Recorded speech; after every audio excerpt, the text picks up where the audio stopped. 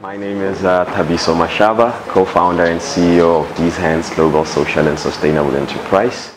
And we're a for-profit social enterprise based in Botswana that supports and trains rural community innovators to basically explore their own livelihood challenge and use the design process that we train them with to develop simple technologies that they can then turn into businesses that address these livelihoods.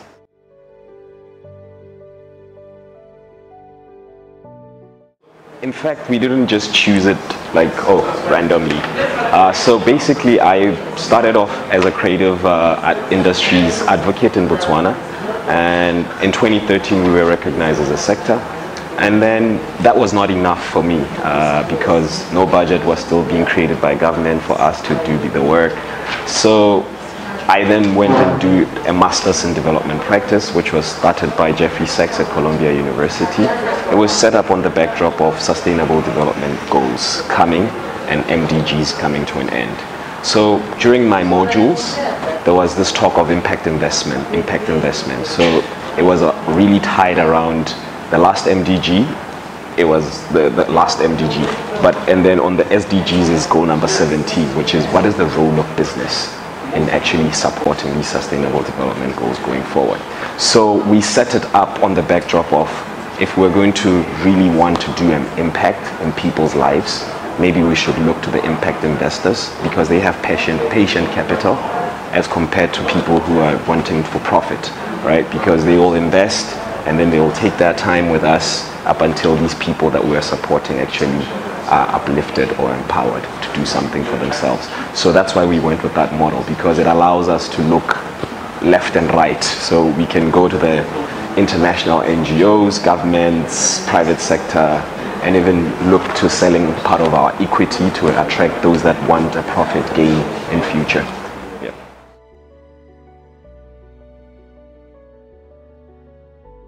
So we agreed upon as a team that, okay, until we really have money to really run this business as a traditional business where we are paying people salaries, where we are renting out an office and all that stuff, let us focus more on really spreading our work in the fastest possible manner. And then once we have set up, that's when we can now start using what we have set up to start generating income to take us through to sustainability. So I would say in the success that we've had since 2013 till now, because we started as an idea in 2013, registered in 2015, and from 2015 till now we have trained about 200 people in Botswana, and we have set up about 5 innovation centers, rural innovation centers, and we've produced about 24 prototypes, 19 which are ready to go to market now, and 12 of those which have a potential of utility IP model, patents. So basically this gives us an opportunity to also look at these technologies as potential to being invested on directly as opposed to people investing on these hands. So there's a success of saying we were able to do more with less and within a short space of time, and now we are ready to scale up our work because the demand is really growing across Africa, Botswana, even in Europe, because there are certain places in Europe like Latvia and Estonia which have some pockets of poverty, and they're interested in getting to experience this model and using it for their own development. And I mean, we largely started off focusing on developing countries, but if you can have a developed country demanding your services, it's quite interesting. So I would say the success is we now have created that buzz around us and our services, and we now just need a little push for 3 years, and I think we'll reach sustainability.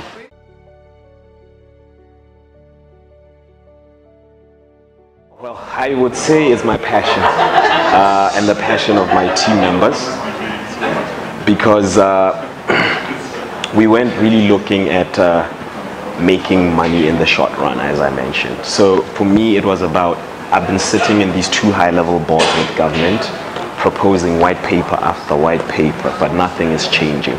So what if I did something which was really tangible and they can actually see people's lives getting developed? Maybe they can look that direction and maybe channel funds towards that.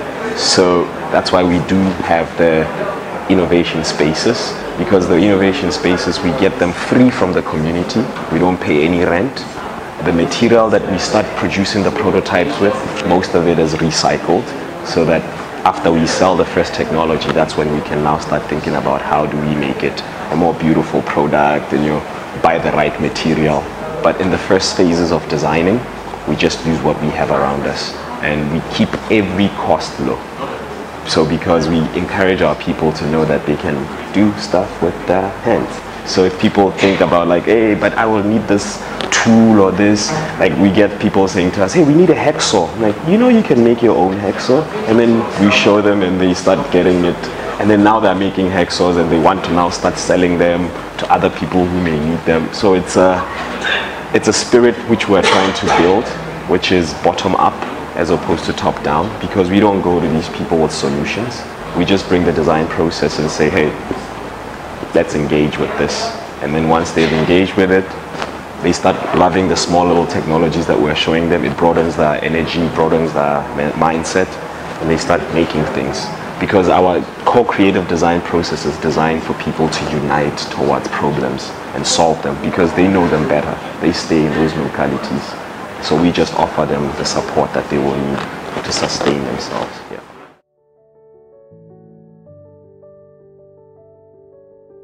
Oh yes, so many opposition. I mean, the first one was just like, oh, what are you saying? You, town boy, you're saying you're going to be working in rural communities? But it was all because people really don't know my background. Because I grew up in town, yeah, but you know, I grew up all over Botswana. I grew up all over the villages because of my mom's background and my dad's background, you know. And so I was like, you know what? Sometimes to show is the best way to tell. So I had the patience, I had the time, so I kept going. And some of the rejections we would get was, we are registered as a profit company in Botswana, but we operate as a social enterprise. So approaching certain private companies, they'll be like, are you saying as a private business, I as a private business should give you money to make profit for yourself? So it was always having to explain that. With governments, it was always about, how come these people are not coming direct to us? Why do you want to be the go-between?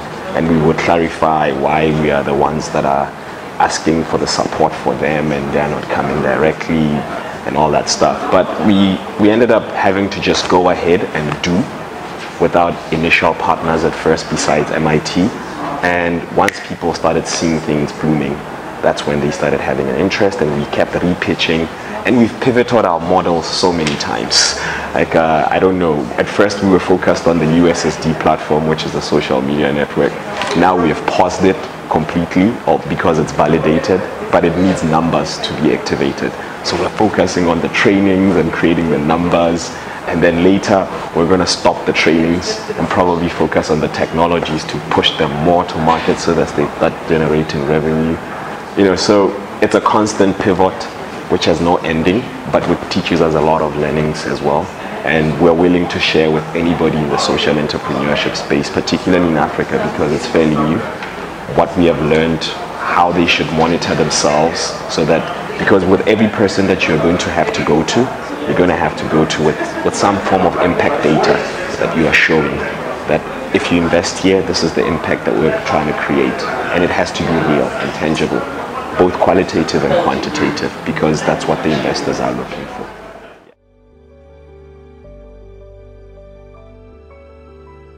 I would say a social enterprise is a go-between a traditional business and a traditional NGO.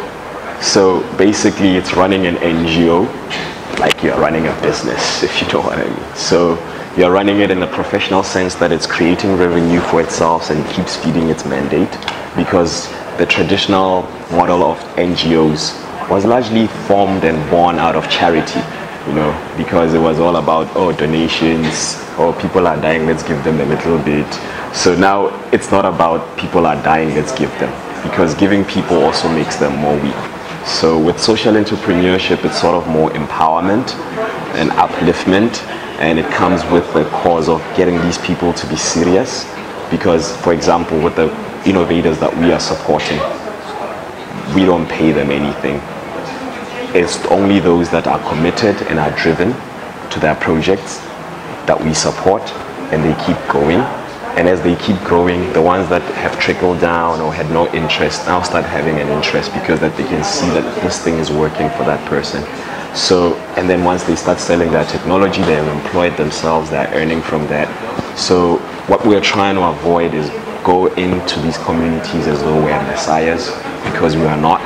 We go into these communities as people who know a little bit, but trust that these people know more, and we're willing to learn from them so that they learn from us as well. So we co-create, and it's brought about interesting results over the years, and we're quite happy with what we have achieved so far. And I would say, so like a social enterprise is just that. It's a business that's really about creating impact in society. But I would say everybody can argue that every business is out to create an impact, because with the product that they're selling or the service that they're selling, they're actually helping people. But we put impact first before profit, because the profit is not the end goal, but the impact is the main goal. So the profit is what will help us to keep surviving and being happy with what we are doing.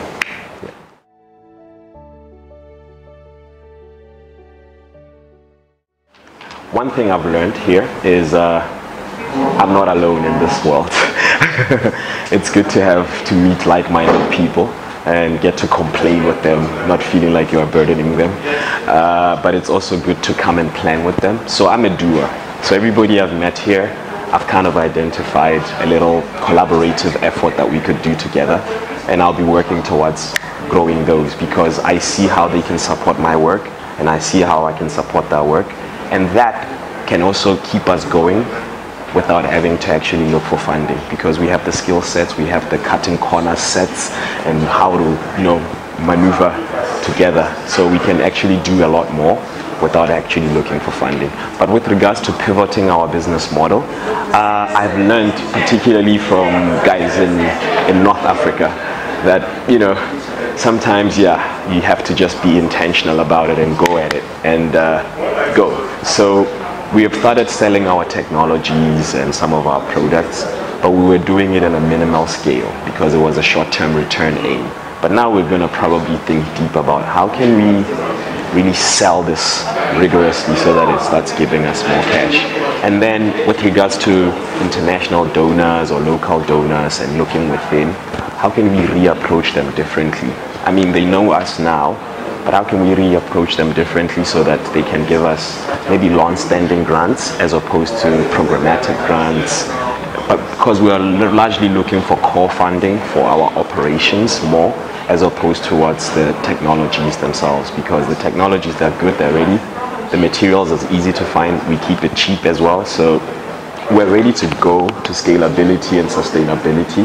So we've learned a lot about how we will hold hands with these guys here with innovation for change, how we can maybe influence also the setting up of something regional, so that we can operate with a thinking of consortiumness, just like WACSI here.